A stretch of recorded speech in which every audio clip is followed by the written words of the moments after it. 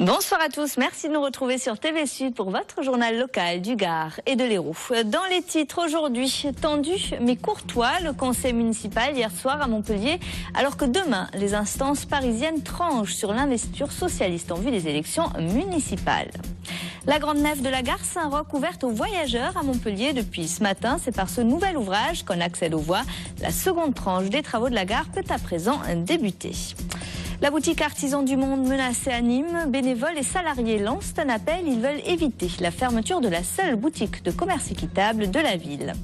Et puis en fin de journal, retour sur le départ de Golosino. Le taureau gracié par Juan Bautista lors de la Fériadiste samedi est reparti pour l'Andalousie. Il a été soigné à Saint-Martin-de-Crau. La réunion de la dernière chance, c'est donc demain à Paris pour les 4 candidats à l'investiture socialiste en vue des élections municipales à Montpellier. Pour l'instant, chacun estime être le mieux placé pour mener la liste PS dans la capitale régionale. Aujourd'hui, ce sont 17 élus de la ville qui sont reçus par les instances nationales pour donner leur avis sur la question. La semaine est donc décisive dans la course à la mairie à Montpellier. Reportage hier lors du conseil municipal, Olivier Roiran. Ambiance détendue, on se parle et pourtant ce lundi soir, le conseil municipal de Montpellier ressemble à une veillée d'armes. La semaine s'annonce cruciale pour l'investiture socialiste en vue des prochaines élections municipales de 2014. Premier acte, aujourd'hui, des élus de la ville qui soutiennent en majorité le candidat Jean-Pierre Moore sont reçus à leur demande au siège du Parti socialiste à Paris.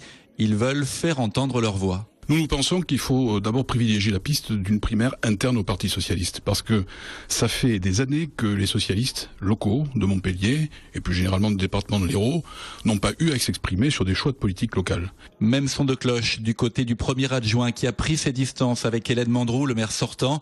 Pour lui, les instances nationales du PS doivent être claires. L'investiture pour un maire sortant, ils ne lui ont pas donné, donc ils ont des raisons, je ne les connais pas. Moi je suis pour que ce soit les socialistes montpelliérains qui décident de la meilleure solution. Et puis il y a Philippe Sorel, adjoint à la culture, toujours candidat à la candidature. Il participera au deuxième acte cette semaine, mercredi soir, une réunion, toujours à Paris, avec les 4 prétendants et une brochette de grands élus. Mais avant, le candidat Sorel critique l'action de ses collègues. Les élus qui montent au créneau contestent le positionnement du Parti national. Ça ressemble beaucoup à de la dissidence, parce que le Parti national a indiqué clairement que s'il n'y avait pas d'accord, ils iraient vers des primaires citoyennes. Ce qui conviendrait à Philippe Sorel, mais pas au maire sortant, Hélène Mandroux. Elle refuse la perspective de primaires internes ou citoyennes et prône le rassemblement. Derrière elle, évidemment. Quand on voit les dernières législatives partielles de Villeneuve-sur-Lot, je crois que, attention, plus que jamais, les forces, j'allais dire de gauche, les forces républicaines ont besoin de se rassembler, non pas de se diviser. Donc j'espère que c'est la raison et l'intelligence qui vont l'emporter. Voilà, c'est tout ce que je peux vous dire aujourd'hui. Suite et peut-être fin du psychodrame socialiste montpelliérain d'ici 48 heures. Au final, c'est le PS national qui déterminera sa tête de liste pour les prochaines élections municipales. Mais pour Montpellier, c'est le président de la République lui-même qui pourrait trancher. Dans le Gard, la quarantaine de Roms qui campent actuellement à Quessargues pourrait être bientôt relogée. Hier, le préfet du département a annoncé l'installation de mobil-homes sur un terrain militaire à Courbessac, une solution provisoire dans l'attente du traitement de leur dossier. En janvier 2014, ces Roms seront citoyens européens de droit. Écoutez. Ils seront considérés comme des citoyens européens avec plénitude de droits des citoyens européens, c'est-à-dire liberté de circulation et de travail à partir du 1er janvier 2014. J'attends évidemment que les autorités militaires me répondent. S'ils me répondent, nous aurons le temps nécessaire pour acheter les mobil-homes, parce qu'il faut une quinzaine de mobil-homes, et ensuite nous procéderons à l'installation. Je souhaite aller vite, d'une part pour qu'il y ait un signe tangible de notre volonté d'accompagner ces familles, de les aider et d'intervenir. Et puis je rappelle par ailleurs qu'il y a une décision de justice qui consiste à faire libérer ce terrain, parce que RFF doit avancer sur le projet de la ligne à grande vitesse, et par conséquent, il y a d'une part un devoir d'humanité, et d'autre part la nécessité de pouvoir rendre ce terrain RFF pour y faire les travaux nécessaires. Depuis 2008, la crise immobilière touche durement le département du Gard. Selon la Fédération des artisans du bâtiment, la CAPEB, ces 5 dernières années, 50 emplois disparaissent chaque mois dans le secteur. L'État et le Conseil général ont donc adopté un plan départemental de l'habitat hier. Objectif, créer chaque année 6 320 logements, dont 1 280 logements sociaux. De quoi donner un coup de pouce aux professionnels du bâtiment tout en rattrapant le retard du Gard en matière d'habitat social. Les détails, Olivier Michel. En 2013, selon l'Adril, l'ouverture de chantiers de construction a connu une chute de 28% dans le Gard. Et depuis 2008, ce sont quelques 3000 emplois qui ont disparu. Une crise du logement imputable à la crise financière et à la raréfaction des terrains.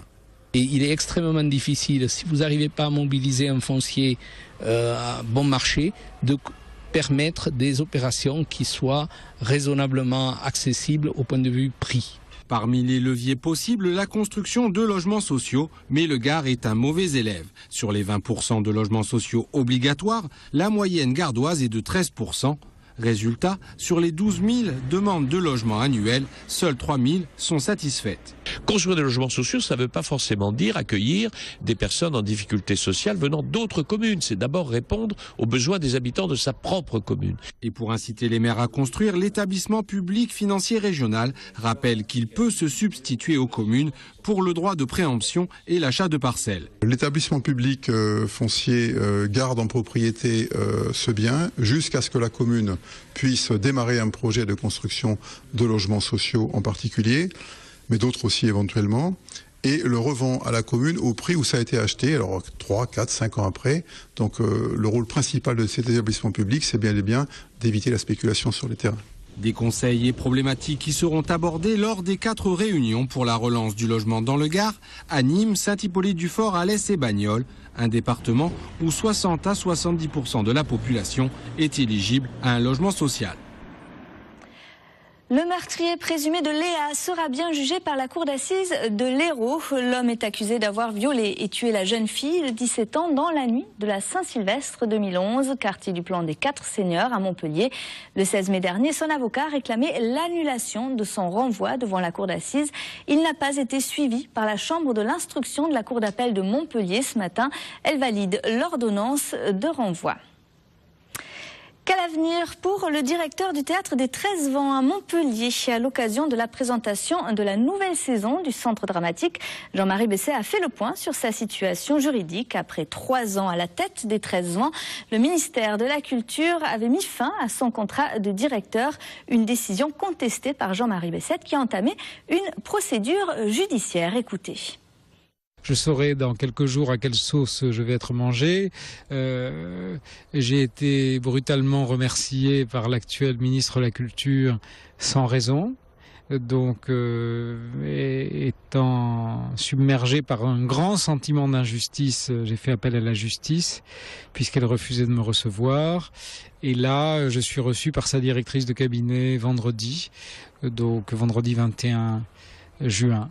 2013 et donc nous verrons ce qu'on me propose. J'aimerais une sortie de crise honorable et avoir un an de plus, ce qui permettrait de partir sans avoir l'air d'être liquidé en ayant failli à je ne sais quelle mission. Midi Libre devient unique. Dès demain, le quotidien régional passe de 2 à 1 seul cahier.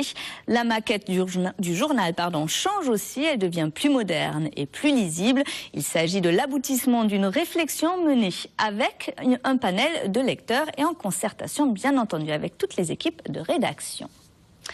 À Montpellier, la grande nef de la gare Saint-Roch est désormais ouverte aux voyageurs en chantier. Depuis 2011, le dôme qui recouvre les 6 voies de circulation des trains est en partie accessible depuis ce matin. À l'intérieur, une agence de voyage et 3 commerces. Chaque jour, environ 45 000 voyageurs transitent par cette gare de Montpellier. Reportage Coralie Pierre et Morgane Jacob. La première phase des travaux de la gare Saint-Roch s'est achevée hier. Après une nuit de déménagement, les voyageurs ont pu découvrir un espace de 4500 m² illuminé sous une immense coupole. Un design original pour une gare qui innove. Cette nouvelle partie de la gare renouvelle complètement la gare de Montpellier. Elle permet d'organiser de façon complètement nouvelle les accès aux quais, les circulations du public. Elle l'ouvre sur la ville et elle lui apporte une luminosité, une lisibilité bien plus remarquable et qui tranche complètement avec la gare historique. Parmi les changements apportés à la gare, une mise aux normes des quais pour les personnes à mobilité réduite. En cours et à venir également, un aménagement de l'espace urbain environnant, la création de 800 places de parking, mais aussi de commerces, services et logements.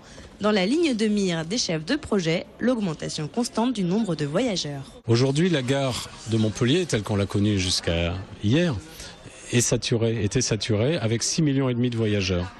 Or, on observe que le trafic augmente régulièrement et vers 2020, on aura 8,5 millions de voyageurs, c'est-à-dire pratiquement 30% de plus. Fluidifier les passages, un objectif qui sera pleinement rempli à la fin 2014 à l'ouverture des deux parties de la gare.